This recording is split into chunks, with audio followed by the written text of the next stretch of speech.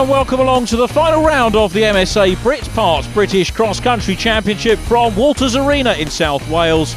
You know, it's been a gruelling season, one of the wettest summers on record, making the courses around the country particularly challenging. But we've made it to the end of this year's competition, and the championship class is still wide open with at least 5 drivers in with a chance of winning the title. In the Freelander Challenge, that's led by Nick Lyons and Craig Hutchby.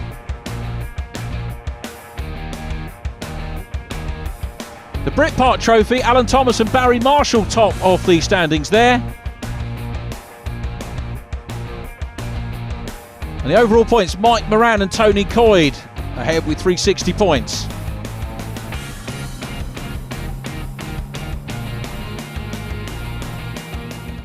So with the drivers chasing the pot of gold at the end of the metaphoric rainbow, we start with the trophy class overall winner Paul Harris with co-driver Mark Phelps. Paul's season started fairly disastrously when he failed to finish in our first meeting, but after that one Paul never looked back, winning every single meeting apart from this one, meeting 6, where he came home in second place. How does it feel to be series champion? Brilliant, yeah, first season doing the trophy class and winning it. I couldn't have asked for any more, to be fair. Has the car held up quite well throughout the season? Yeah, it's been really reliable. This weekend's just been the one what we've had a few problems. Apart from that, we've been really lucky, to be quite honest. It has been a rather difficult course this last one of the season. Yes, bit of a car breaker, but we've managed to get to the end, which is all you can ask for.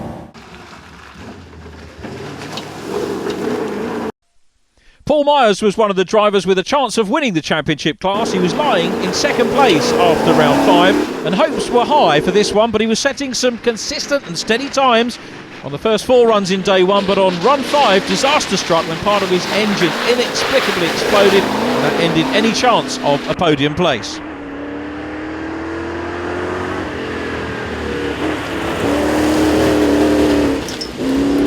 Paul, well, you were in with a chance to win the championship this weekend at Walters Arena, but it's a pretty disappointing end, isn't it? It is, yes. Yeah, unfortunately that last lap the engine let go pretty spectacularly, so we've destroyed the engine unfortunately, and we're out of the event. Was that just due to an error with the engine, or were we just trying too hard? No idea yet. We'll get the engine out on Monday night, have a look at it then and see what caused it. But it's quite unusual for them to fail like that, but this one's let go spectacularly. Yeah, it's not even the end of the day on Saturday as well, and it's already like a scrap heap for cars already at Walters. It's a very, very tough course, yeah. There's a lot of damage to the cars here, and it's really the last man standing who wins normally. So it's a bit of a shame really, but it's the end of the season for us. Justin Birchall's season was one of mixed fortunes, to say the least. When his car was working, he was a definite contender to finish in the podium spots with impressive times, but he was besieged with car troubles throughout the year and only managed to finish 3 of the 6 meetings. And round 6 proved to be another of those where he didn't finish, this time with steering rack problems. Let's hope Justin and his crew can fix the car in the off-season and return next year and show us what he's really capable of.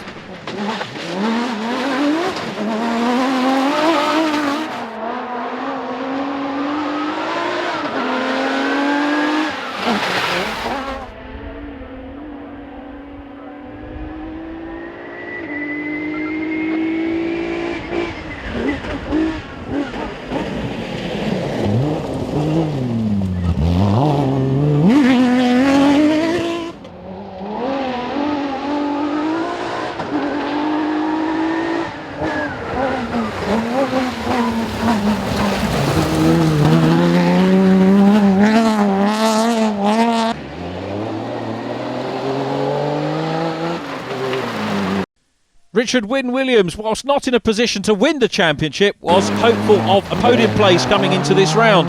Richard, along with co-driver Ian Jones, had a steady season, their best result being 3rd place back in round 5.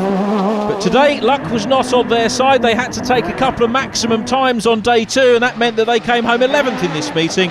and push their overall ranking to 5th, just missing out on that podium position.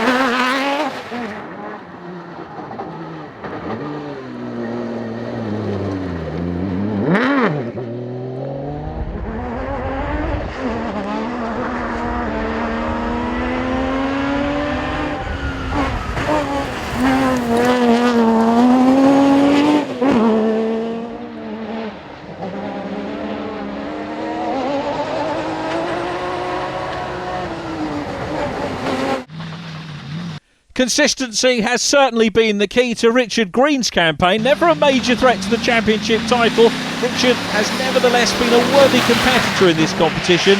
He's one of the few drivers to have completed every meeting so far in his bowler Tomcat.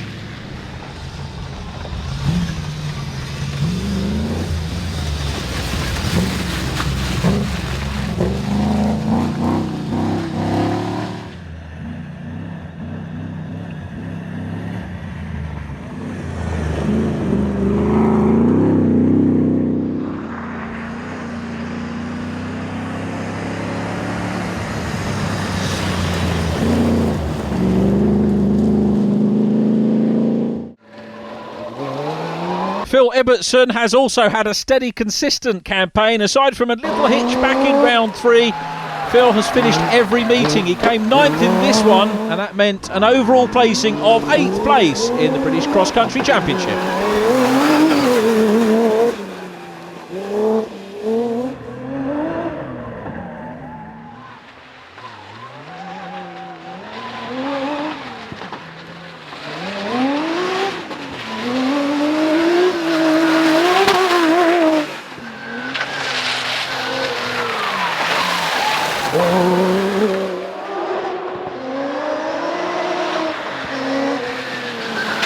Course is very challenging.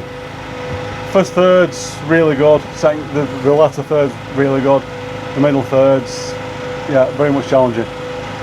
Have you had any problems with the car so far? Up to yet, no, we're playing dodge the rock, so we haven't had a puncture yet. The car's been faultless up to yet, so it's a war of attrition. You've got to finish. That's what it's all about. It's not necessarily the fastest man going to win it. You've just got to keep on plodding and plodding. How's the season gone? Have you been enjoying it? Yeah, overall it's been a good season. Yeah, been some really good events, good organisation. Can't fault it. It's been good. Yeah, the weather's been kind to us, I think. Really, we had a bit of snow on the first one, ice this morning, but generally it's been very good. Yeah, can't complain. Greg Morris has had a reasonable season, putting in consistent times throughout in his bowler Wildcat. Unfortunately, mechanical issues meant he was a non-starter in round 3, and that dented his chances of any serious attempt to finish high up on the leaderboard. He eventually took 10th place, and he's all geared up already for his 2013 campaign.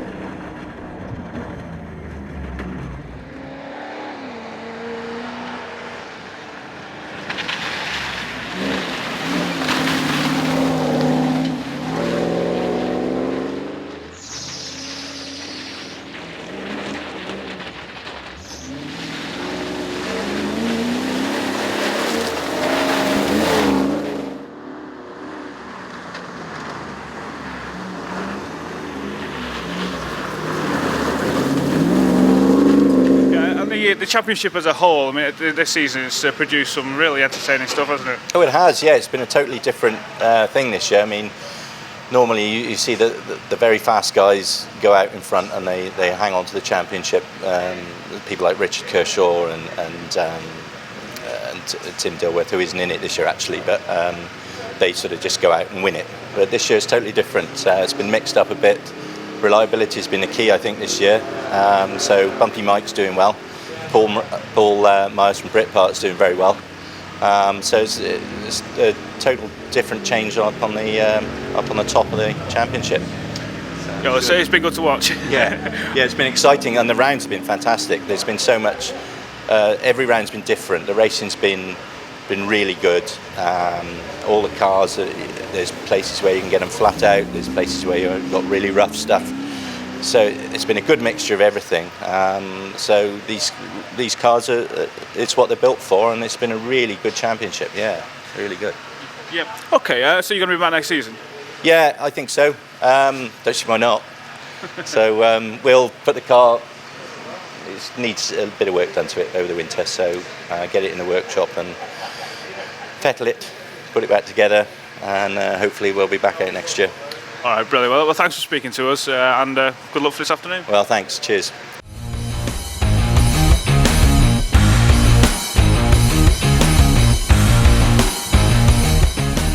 Well, the end of day one in the Clubmans, it's Paul Garner and Giles Tinkler ahead of Mark Hones and Stuart Wade. The Freelanders led by Nick Lyons and Paul Wu. In the trophy, Alan Thomas and Barry Marshall head of the stack, ahead of Mark Jakes and Simon Last. And the Britpart Championship, Richard Kershaw and Andy Lees ahead of Ian Rochelle and Chris Hammond. Martin Cox and Paul Carson hold third place, ahead of Mike Moran and Tony Coyd. Join us after the break for part 2 and the conclusion of this year's championship.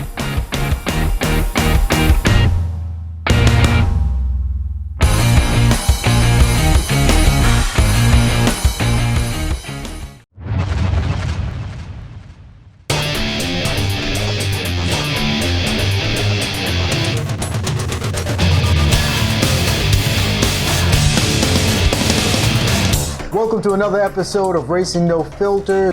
Joining me in sunny California, Bill Wood, and down in sunny Florida, Peter King.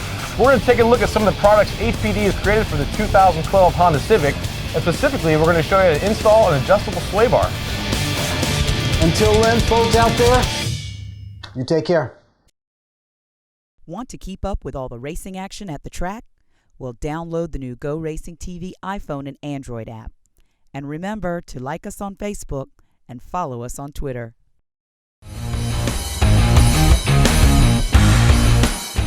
Hello and welcome back to the second part of the MSA Britpart British Cross Country Championship. Walters Arena's reputation as a car breaker has preceded itself with at least 5 retirements on day one. The wet weather has exposed many large rocks and the drivers are going to have to drive carefully and tactfully as the competition is still wide open in the championship class and the trophy class. And first to the Clubman class winner for this meeting, Paul Garner with co-driver Giles Tinkler. Paul has entered 2 of the 6 meetings this year and won both of them, posting impressive times with some fantastic driving. Paul's hoping to enter the championship class next year, and if he does, he'll certainly be one to watch out for.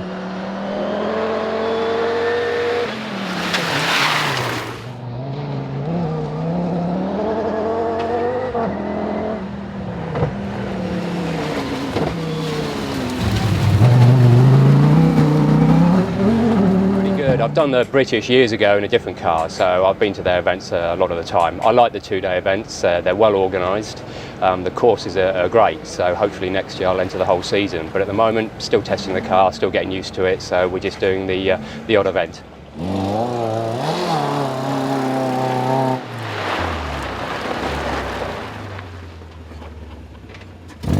Despite being a non-starter in round 5, Nick Lyons won the Freelander Challenge comfortably once Paul Cumpstone retired midway through day 1. Nick's enthusiasm and flamboyant driving style has made him the man to beat in the competition this season, the only serious threat coming from Chris Ratter, who unfortunately was a non-starter at this event.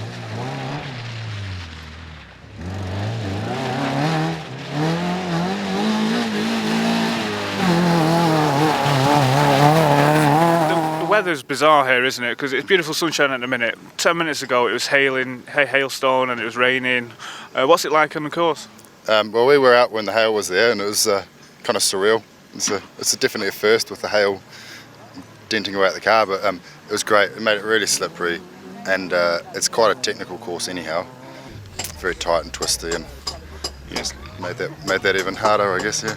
Yeah, it was underwater yesterday, wasn't it? So now that the water's dispersed, it'll make it easier to go around. Yep, but there's actually, just that little bit of 10 minutes of rain, and it's all flowing back down the mountainside. So the track's pretty waterlogged right this minute. The trophy competition has been a hard-fought one this year between this man, Alan Thomas, and eventual winner, Paul Harris. While Paul Harris has been winning most of the meetings, Alan has been snapping at his heels every inch of the way. Alan actually finished the season with more points than Paul, but with the final tally using the best 5 scores, Dropping the scores of your worst event, Paul ended up on top, with Alan close behind in second place.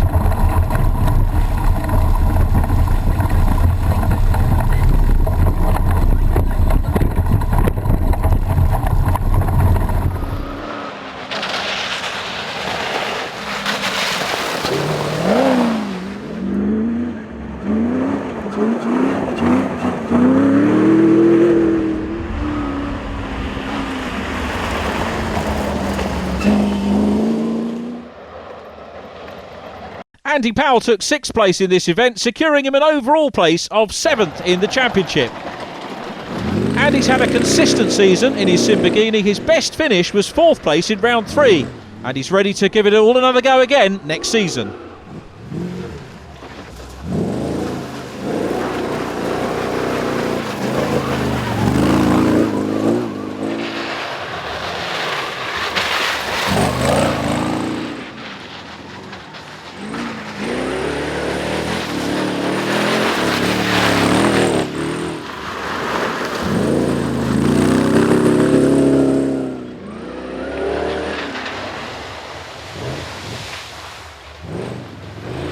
And the season as a whole, it's been pretty good, hasn't it?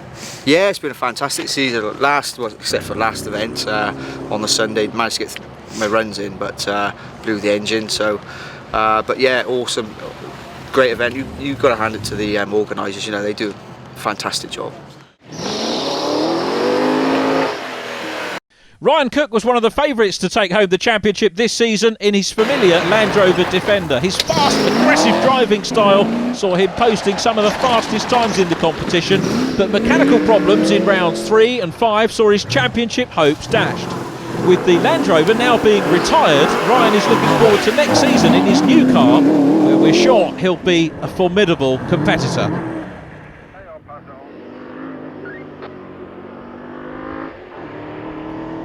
Yeah, it seriously is all weather at the moment, isn't it? It's beautiful sunshine mixed with hail and rain. It is. It's bizarre, you know, you set up ready to go and then the clouds come over and it absolutely just drowns the place, and then you think to yourself, do we hold back a little bit and see if the sun will dry it out ever so slightly? With it being wet, it's actually a little bit kinder on the drive line because you're getting a little bit more wheel spin as opposed to getting grip, and obviously grip generates torsional twist, etc., which is, we've suffered a shaft on that run, so we're putting the car back together and we'll just go out and have some fun.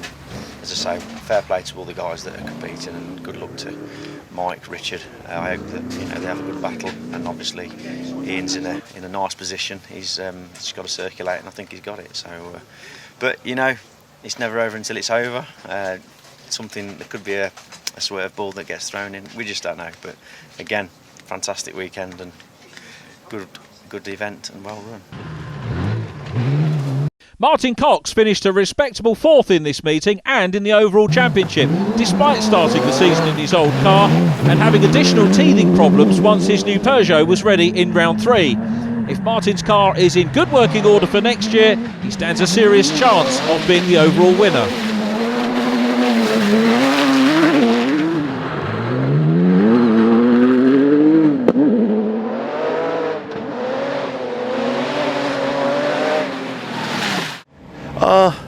Yeah, very trying. Difficult course to learn, but there's some lovely bits in it, some rough bits in it, a bit of everything.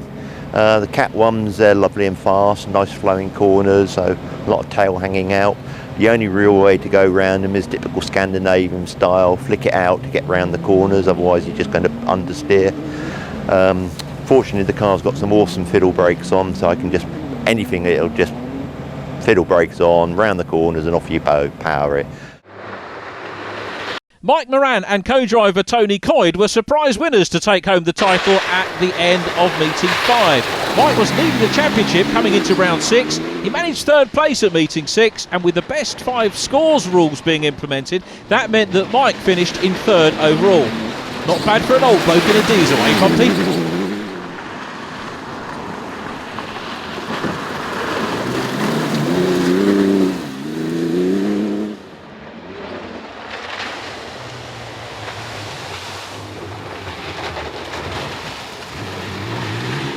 judging by the weather, anything could happen. It could do. It's slimy, slippy out there. To be honest, this type of terrain suits us. Yeah, we don't pull the high speeds, and this isn't a high speed course, so it's technical. It's very slippy. You could easily go off. You know, we've had a couple of we've been off 3 or 4 times already today ourselves. So it's you go off, you get beached, and that's it. You get a maximum. That's you drop right down. So we'll just see. Yep. I can see you've got plenty of spare tyres and wheels there. We've got 15 spare wheels with us this weekend. We've done 6 laps and we haven't had a puncture yet, so I think maybe I was just overcooking it a bit with the spurs. But you never know, do you? I've been here in the past and I've gone home with 4 flat tyres. Well, we wish you all the best. Thank you very much. And so we get to championship winner Ian Rochelle. It's been a close fought battle for the championship this year, but Ian has managed to hold on and finished in 2nd place at the meeting to take it for the 2nd year running. So this 2nd place today means you are overall champion? Yeah, it does, yeah, quite chuffed with that. Obviously there's an awful lot of people out there to thank. Chris Hammond, my navigator, who helps prepare the car, and Tim Henry, the mechanic. Just generally friends and family who get behind us at home and put a lot of hours in to enable us to be here at the events. The course has been fantastic. I think the organisers have done us proud this year. They've put on 6 cracking events, and even the sun's shining in Wales today. So yeah, it's been a great weekend. Has the car done you proud over the season? Yeah, it has. It let us down once in Scotland. It was something silly with the engine which we now know how to fix. I wish we'd have known at the time. And we've had a little problem today. We've been nursing the steering rack, but we were able to just back off the pace a little bit. Richard was the runaway leader, so we backed off a little bit. We couldn't catch him and just nursed it round, basically. Richard Kershaw's season started amazingly well and was virtually untouchable in the first 3 meetings. The power of his Milner R5 combined with Richard's precise driving meant that he was the man to beat, but with mechanical problems in rounds 4 and 5 hampering him, it left the door open for at least 3 other drivers to challenge for the title. And despite putting in a thundering performance and winning here at round 6, it just wasn't enough. 2nd position in the championship, while Rochelle took the title. 1st place overall today, but not quite good enough to win the championship. No, we've had a good weekend. We've won this event, and we've won all 4 events that we've finished, but we had a couple of mechanical failures with the engine that let us down. One of them things, but done all we could do, and we had a good year really. Got a lot of things sorted out with the car, and yeah, been good. The event results: Paul Garner and Giles Tinkler win the Clubmans. Nick Lyons with Paul Wu taking the Britpart Freelander Challenge. The trophy won by Alan Thomas and Barry Marshall. And the overall event, that goes to Richard Kershaw with Andy Lees alongside. The Freelander Championship, that goes to Nick Lyons. The trophy won by Paul and Claire Harris. And overall, Ian Rochelle and Chris Hammond take the honours. And so we've come to the end of what has been an incredible, exciting and challenging season.